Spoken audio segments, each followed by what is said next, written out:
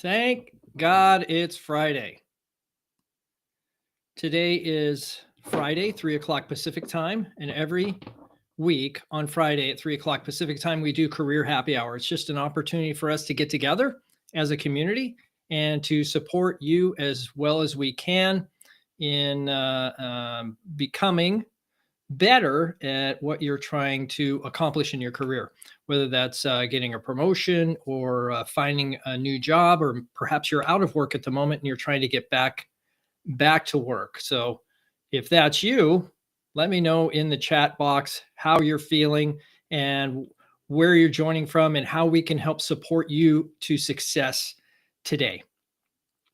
Now, there are a couple of items that I'd like to talk through today. Some of those, looks like we have a little too much brightness here. Maybe it's the white balance. Let me see if I can adjust this. There we go. Hopefully that's a little bit better.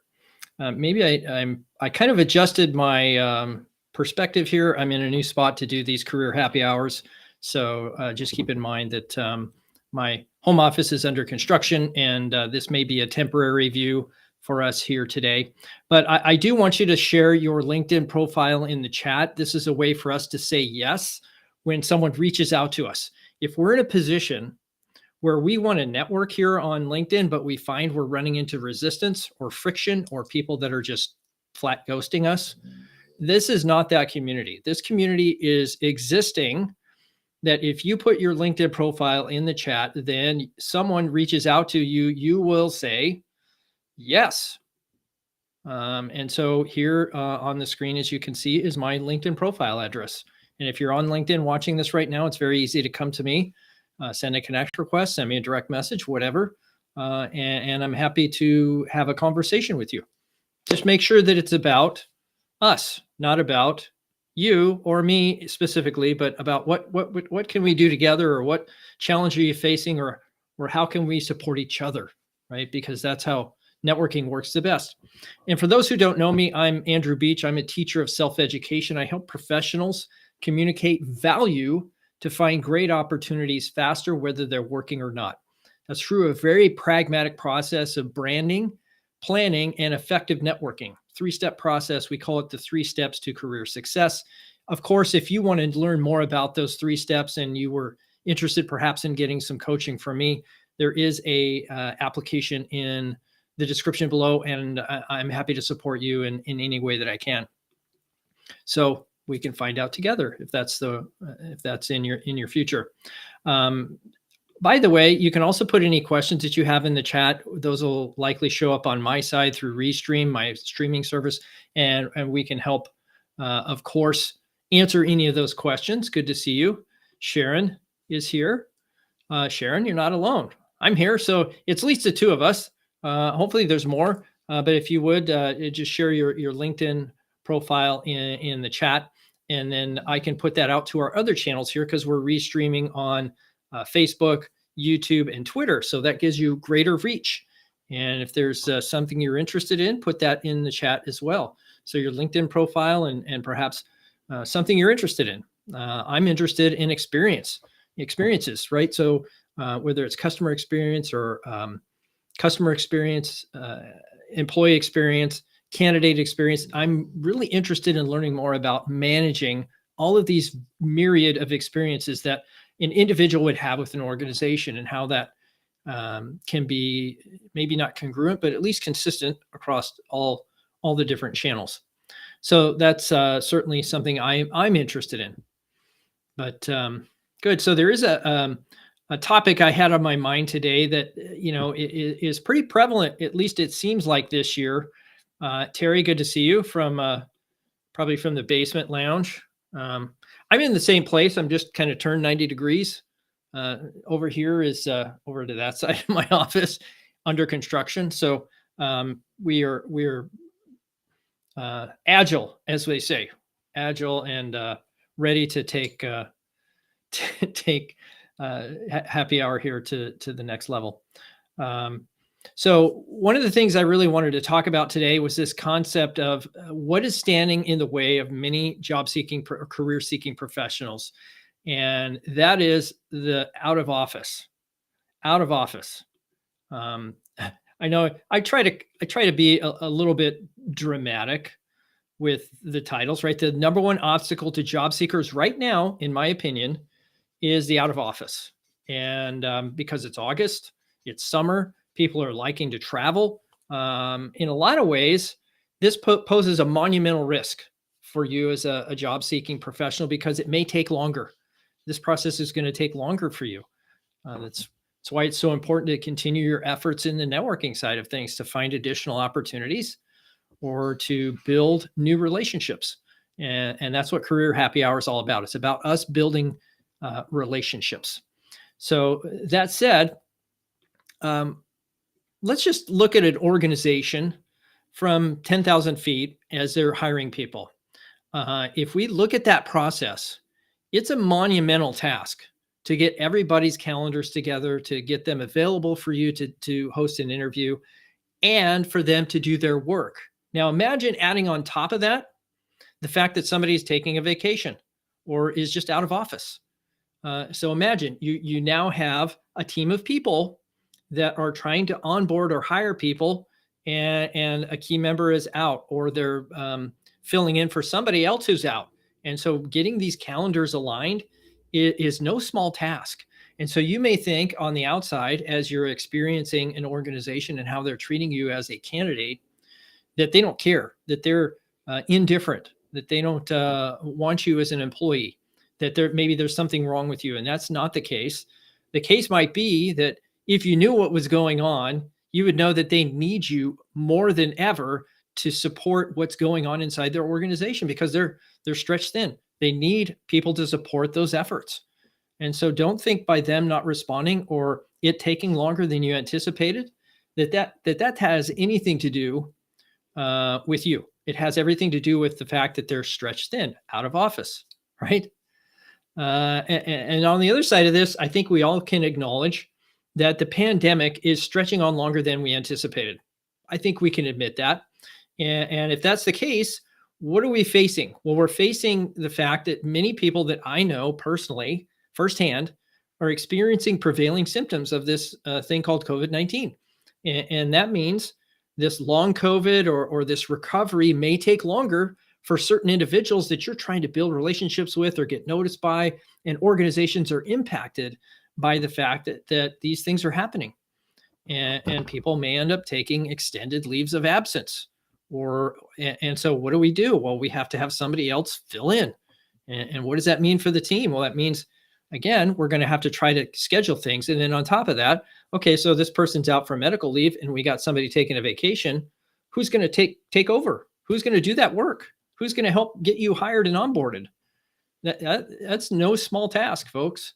And I think approaching this is a challenge. There's no doubt that there are some organizations that may not be facing this at the time you're interacting with them, but may face this when you get hired on, or you may think a team inside the company you're with is ignoring you or thinking that you're not the right fit for them, when in reality, they're dealing with something much more, how would you say, important.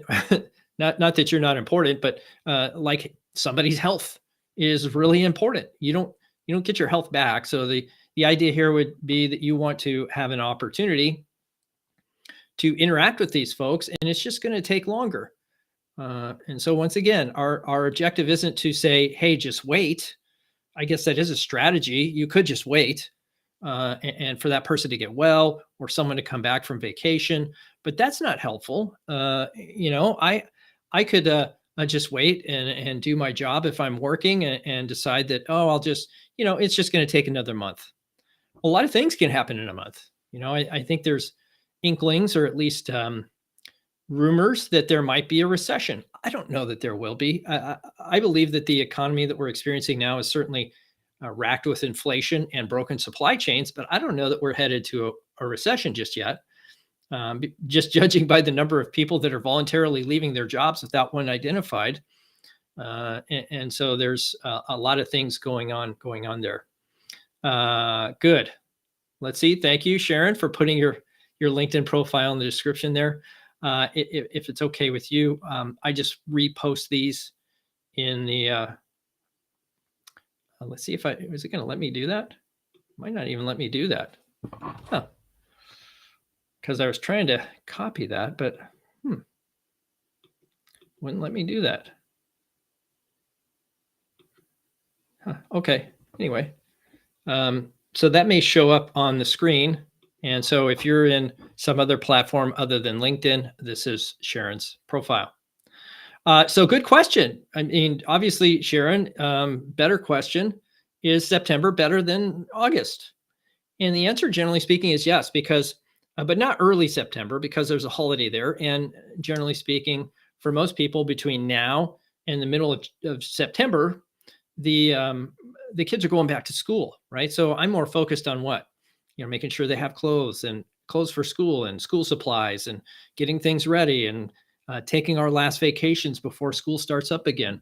So depending on your geography, you're likely facing those two things. Back to school. And so middle to late September is actually fantastic time to be looking for opportunities because those are people that maybe are doing advanced planning for 2023. Now, I know that sounds silly, but if I'm a leader, I'm taking the fourth quarter to what? Lean into the family, finish the year strong, and plan for 23. So I may not hire anybody in the fourth quarter, although that does happen.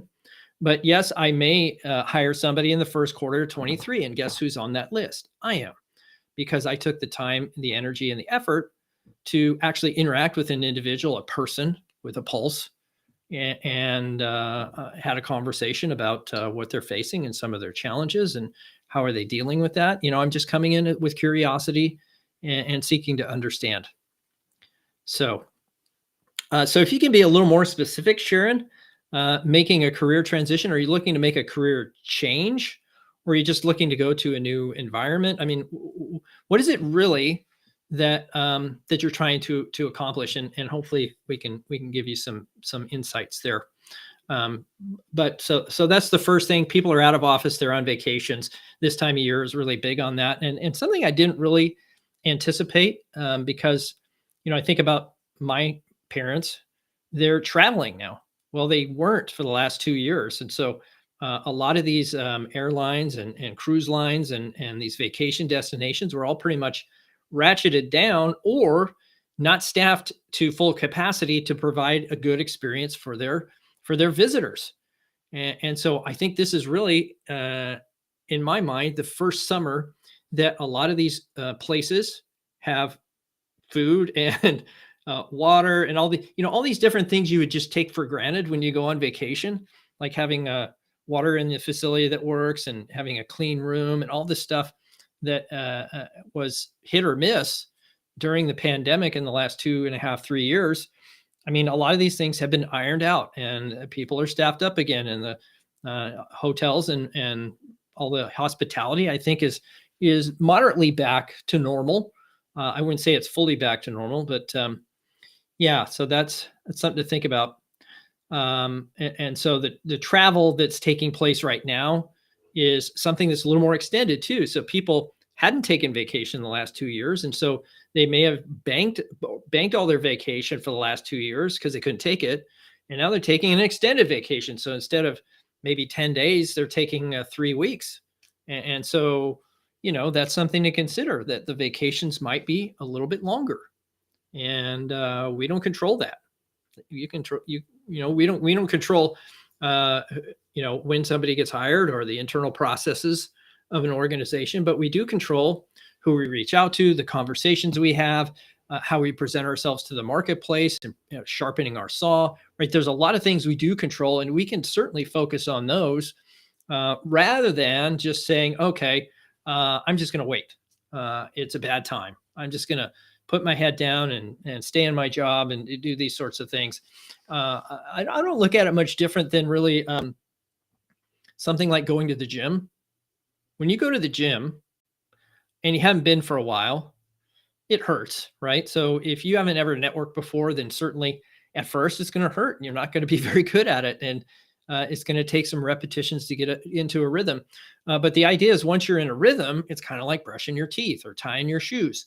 It's just something you do. You reach out and you meet new people and you add contribution where you can, and you just do your very best. So, wow, that's a big one there. I don't think I can get that all in, but I'll try, Sharon. Would strongly like to transition to nonprofit sector. Good for you. In fact, Terry probably has some insights on that. So, Terry, if you're wanting to come on, certainly nice to have a guest to bounce ideas off of. I find that really helpful. So that it's not all on me. So let's see, to a foundation or services organization serving families and children. An organization serving kids with disabilities would be my dream. Good, go for it. Nothing's stopping you, right? So yeah, go for it and meet as many people as you can. I think so. Just my own perspective on, say, nonprofits or foundations is they always need people's money, and so somebody who knows how to separate people from their money with a compelling presentation or a great story or something like that is in high demand. We call that sales in business, but in nonprofits, we call that development. And so if you're good at doing event planning or bringing in donors or in some way creating great experiences for people to uh, um, participate in order to donate to the foundation, I think you would end up with a really good situation there.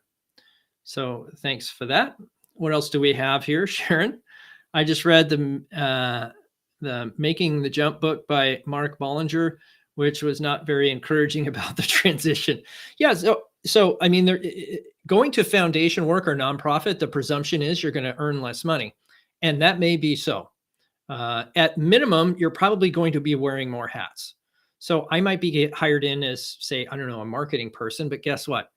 You get to do the outreach, you get to do the sales, you get to go to events, you get to, there's a lot of different things you're going to participate in or be asked to do, like finance or filing or dealing with customers. I mean, it's an all hands on deck kind of situation for most nonprofits because they try to stretch as much of that donor dollar in order to get it to the people who need the service.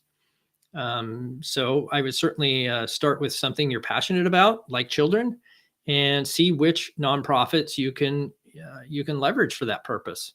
That doesn't mean you have to earn less money. It may mean that you start your own nonprofit, and it's going to depend on different variables, right? What is your financial runway? Do you have another income in the household, right? I would run through a lot of questions before I'd say, okay, I'm going to jump into this. And that's not just true of nonprofit or working in foundations.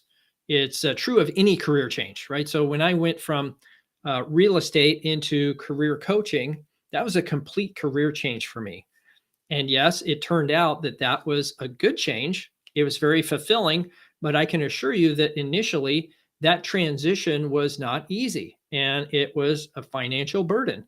And so we don't want to have that put on our families. So if I'm in your shoes, I need to make sure that I have financial runway to get through the storm or the transitionary period. And I need to be okay that I might not be making the kind of money I could in the private sector. It doesn't mean you won't. It just means it might be that way. It could be that you work your way up to executive director and the salary is comparable to what you had in the private side, but you didn't have maybe all the benefits and the bonuses and the different things that you get when you're working in business. So it's really, I'd really encourage you to think on paper. It's something I encourage a lot of people to do. So the second step in the 3 steps to career success I mentioned at the top of the hour is primarily focused on articulating all of your thoughts on paper so that you can see them and make a choice on what to investigate first. And so that's part of the pragmatic process that I talk about in my coaching program. But yeah, you don't have to have my coaching program do that. You can just think on paper. I was looking at this, I was looking at that, and I want it to have this. Just start thinking about your future on paper. It's not a difficult thing to do, and it may not be complete or comprehensive, but it's a start, right? So at least you've identified an objective, right? The objective is to get to nonprofit sector. Okay, what does that look like? Which ones are you interested in? What role do you want to play there? Right? Just start asking yourself some questions about what does that look like for you? And do you want to be an executive director? Do you want to be a lead of development? Do you want to just be a volunteer. I mean, I don't know. Maybe you start off as a volunteer and that's part of your plan, right? The plan is here's what I want to do. And I want to start as a volunteer. And here's how I'm going to go to market, if you will. We use those kind of terms in marketing and sales is go to market, because career transition is a lot like that. It's going to market. And so if you haven't done that, I'm not familiar with that book by Making the Jump, but I am familiar with a book called The Big Leap by Gay Hendricks, which I think is a really good book to say, hey, here's who I am and here's what I'm geared to do. And I'm headed this direction with my skill sets and my strengths, because that's my zone of genius. So, okay, COO or chief of staff. So you need to be thinking about members of the board. So maybe you look at a board seat, get on a board. Maybe you look at interacting with the executive director on some of these nonprofits and get into those circles. I'm sure there's a nonprofit association somewhere near you, or you might be familiar with who these nonprofits are in your geography, depending on where that is. Looks like it's Chicago, I think. So if there's anyone here today or watching the replay is in Chicago, Sharon's in Chicago, and she's looking for opportunities in nonprofit administration, likely COO or chief of staff. Okay, so that is secondhand probably to the executive director. That would be my guess. So I would be out looking to meet executive directors. But as we mentioned in today's session, is that this is an opportunity for all of us to think about what is challenging right now. And what's challenging right now is most people are out of office. And I've experienced that. A lot of people I'm reaching out to are on vacation or suffering under long COVID or taking a medical leave or having a family member with those conditions. And so I would just be really sensitive and take the opportunity to start new relationships and meet new people. There's over 800 million accounts on LinkedIn. I don't know why you would ever stop networking. Now, there is a lot of, how would you say, challenges with the word networking in itself, because a lot of people think, oh, well, networking is what can I get? And it's the exact opposite. In fact, one of the books you probably see over my shoulder here that I remember reading when I was a member of BNI is called Giver's Gain. So if you want a good book or to read a good book about that concept, I would definitely look up the book Giver's Gain. And that is by the founder of BNI, Business Network International, I think. And that was one of the books we're given when we joined their program. And so that book, Giver's Gain, taught me a lot about, okay, it's not about me. It's about what I can give to somebody else, what I can contribute, how I can make a difference in their life. And that really is something that's influenced my coaching. It's influenced how I interact with individuals like my family. It's impacted just about everything that I do. And so if you are in that position and you need a little guidance on how to do networking, I would start with that book. It's very, very straightforward. And then I also, this career happy hour several years ago, we actually had a book club, right? So we went through a book called Networking by Douglas B. Richardson. And so if you want a good book on networking, I would do that one, or I'd listen to the streams we did where we read that book chapter by chapter, cover to cover. So you could go, it's a playlist, I believe, on YouTube. So you could go to my YouTube channel and it's up there. There's also a lot of resources on my website. I have the Anatomy of a Networking Conversation on my podcast site. It is a resource. I have the networking checklist, and there's live streams every Friday. So, I mean, if you need help with networking and that sort of thing, and this live stream isn't cutting it for you, then reach out to me. Let's see if we can't support you in some way, or at least get you into a coaching program of some kind, so I can support your success in a more hands-on fashion. So I didn't see, maybe Terry bounced out of here. Terry, I don't know if you wanted to come on the session or not. I'll put the link in the chat here. And if you want, you can come on live here.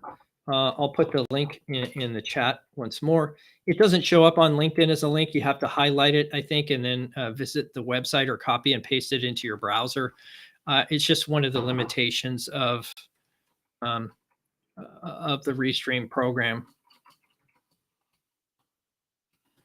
And I'll put it in the other platforms. This it looks like that went to Facebook and YouTube. Looks like the chats don't go to Twitter. Weird. I don't understand it, but there it is. Happy to join for a few minutes. Excellent. Well, the link is in there if you want to grab it. It's right here. I don't know if you want to type that in or if you want to grab it out of the chat. But yeah, so I'm happy to have you on, Terry, because I think you have a lot to offer, and certainly some thoughts maybe about what the events of this week and what's on the top of your mind, some themes you might be seeing in the marketplace, and how we can, as job seeking professionals or people looking to advance our career, what we can do, what steps we can take to make a difference in other people's lives in order to perhaps activate the law of reciprocity in a way that's organic. I think that's a big challenge for a lot of people that just look at the numbers, So, oh, there he is. Now, Terry, remember, you have to adjust the video settings because you were really grainy last time. So there is a gear icon there, and I think we can make this work. But I want you to be HD, if you know what I mean. Well, it says that I am HD, so. Okay, well, welcome. Well, thank you. Happy to be here. I'm in my tropical mood here. Yeah. You got a pina colada over there? No, that's not one of my things. But maybe a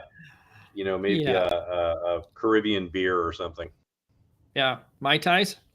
Yeah. Cerveza. Nice. Cerveza. So, see. Yeah. So I'm sure you're no stranger to trying to align calendars and getting talent acquisition teams kind of on the same page when that's happening. Yeah. So I don't know if there's any answer for that, or from the organizational side, we could certainly chat that. But I'm thinking from the candidate perspective, what do you think organizations could do better in that capacity when they know members of their team might be impacted by long COVID or doing vacations or what have you, and you still have to place people? Yeah, no, that's a really good question. First of all, I think your advice to candidates is very good in the sense that, you have to be, a little bit patient, because there are all the factors that you've explained and many, many more on top of that go into, people's calendars and schedules and so forth. From my point of view, the big challenge internally was just wrangling those folks, and with all of the challenges, one of the things that I really tried to stress and tried to drive in my organizations is, if we're making a commitment to make a hire, let's make a commitment, let's really commit to it. And, let's treat it as though it were a project deliverable, right? Because that really, using that as kind of a frame of reference, that changed kind of the model of the way people think about it. So there's that. And that helps, particularly if, excuse me, if the position is we like to think every position that we hire for is a key role, and an important role and so forth. But there's obviously sort of a gradation of that. The approach that people take to hiring a VP level position is maybe a little different than hiring for an administrative support position. I mean, all things being equal, you'd like them to treat all those activities at the sort of the same level, but there's a certain degree of acuteness that occurs depending on the title that you're hiring. So I think the biggest message for the candidates, right, is exactly that. You just have to understand that there's a level of patience that you need. Now, from the standpoint of the organization, the thing that I've always tried to stress with the people I've worked with is, look, keep the candidate in the loop, right? Let them know what's going on, because as we all know, in the absence of information, the imagination runs wild. So, to the extent that's possible, and there's a couple reasons for it. One, obviously it's the right thing to do, to be nice to people and to let them know what kind of where they stand and what the status is and why there might be a delay and so forth. That's just being, good as human beings, right? But the other part of it is, think about it from the standpoint of the candidate experience. The candidate is, absorbing information. They're taking in data points. They're seeing how, this, that, or the other person behaves, how the organization kind of operates in approaching this whole hiring thing. And that starts to, give certain signals to people about what seems to be important and what is not important. And then some people will react to it and some people will just like, well, whatever. But the important aspect of it is that, aside from the fact that it's just the right thing to do, is that you're sending messages every time you respond or don't respond to a candidate. You're sending them a message about how you operate as an organization. And so, I've always told the recruiters that have worked for me, look, you are the first point of contact for every new hire. Make that count. Make that be so good that, the candidate is just coming in just, wow, I've just had such an incredible experience working with this, that, or the other person. It was just fantastic to work with, Dave or Laura or Kim or whoever, right? Because they do that, right? They just take that little bit of extra step to say, let's be sure that candidates understand what's going on.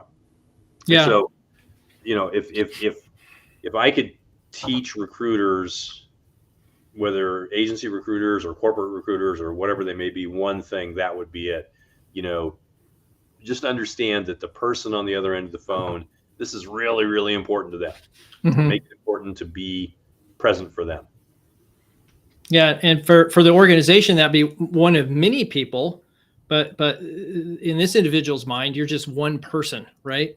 Yep. One person, one opportunity, one company. So it's it's interesting. I ran across a company. I don't know if you're familiar with Carvana, but I was presented, or at least found out about an opportunity at Carvana, and I started doing research on the company, and their talent attraction strategy is actually really interesting because they show a video where they walk through the office and there's these murals on the wall, right? Not unusual, but the one on the wall that I saw that kind of caught my eye is "Don't Be a Richard," and it was like a painting of Richard Nixon, right? So I was like, I love the sense of humor and the message that sends on what kind of people do they want working there.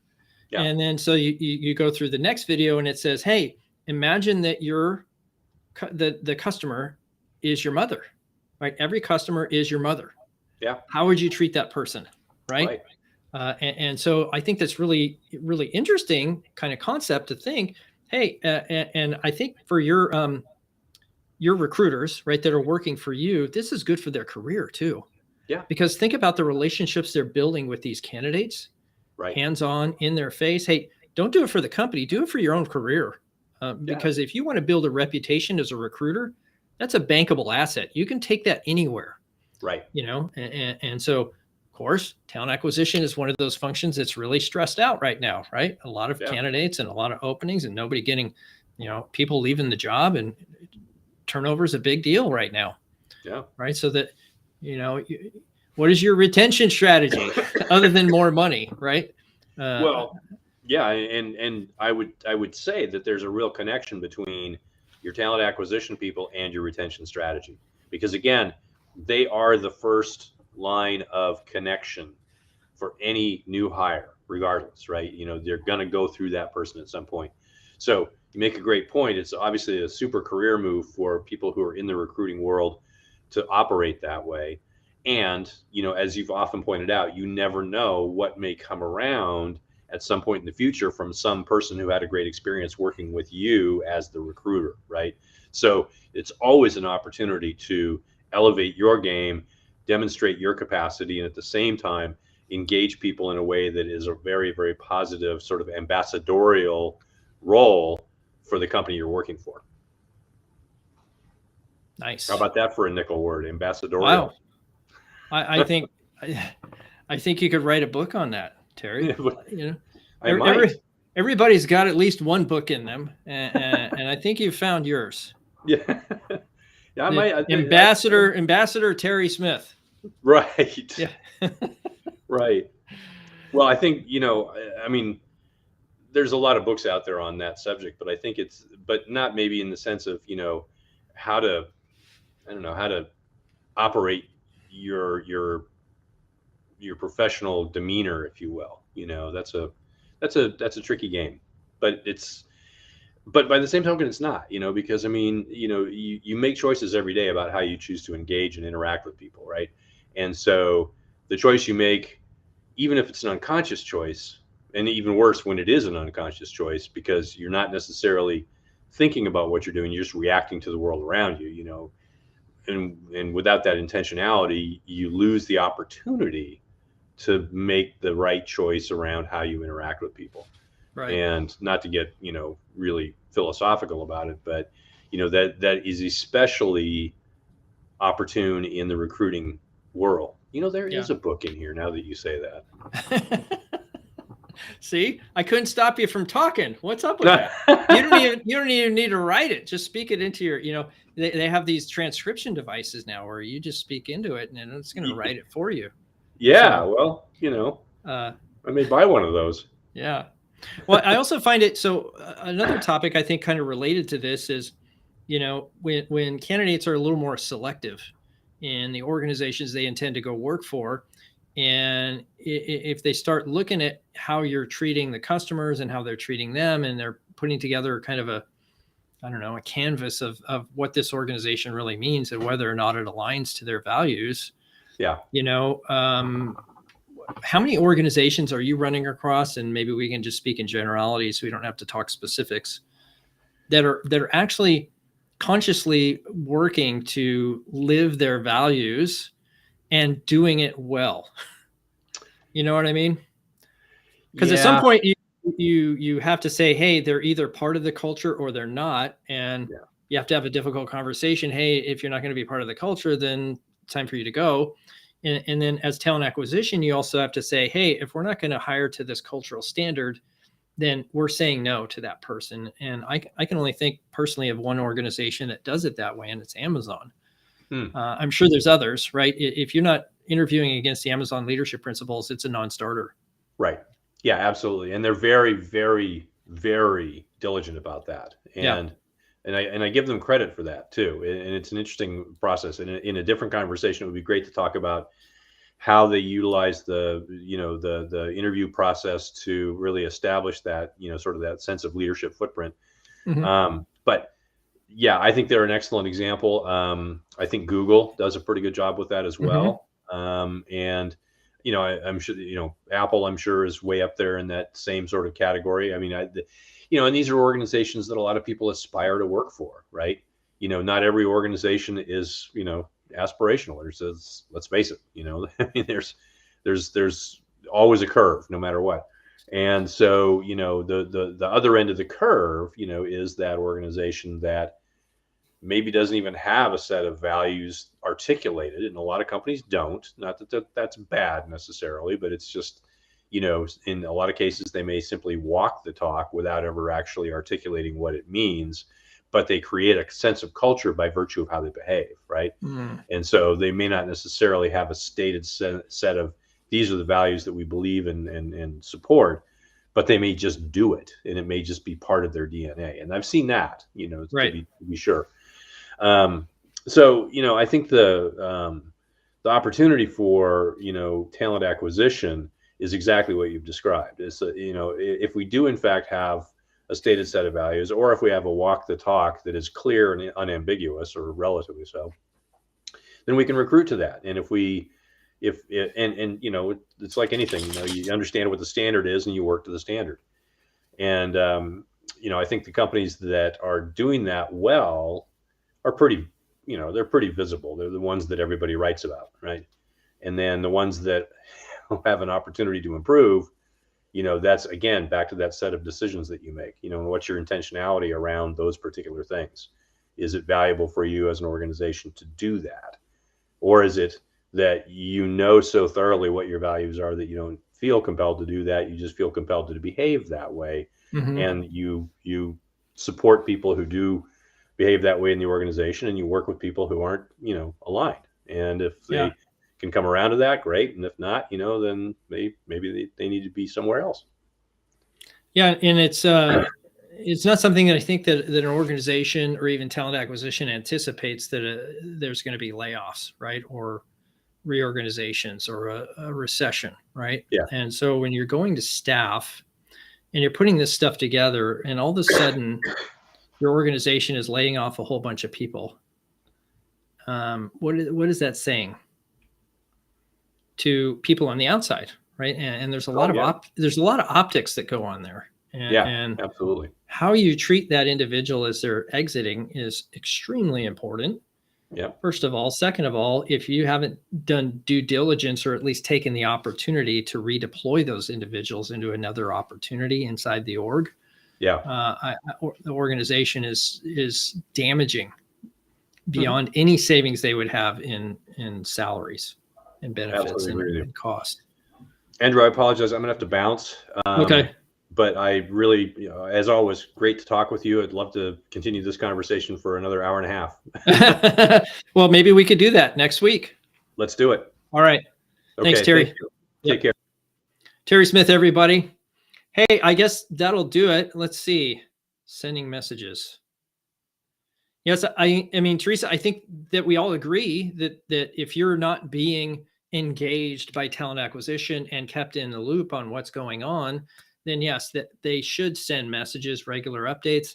And the funny thing is, most organizations have an applicant tracking system and people that manage it. And those technologies exist to provide regular updates, and I think one of the live streams we did on a Friday, I actually laid out a whole plan or a thing that people could do. Organizations could have these different messages to go out.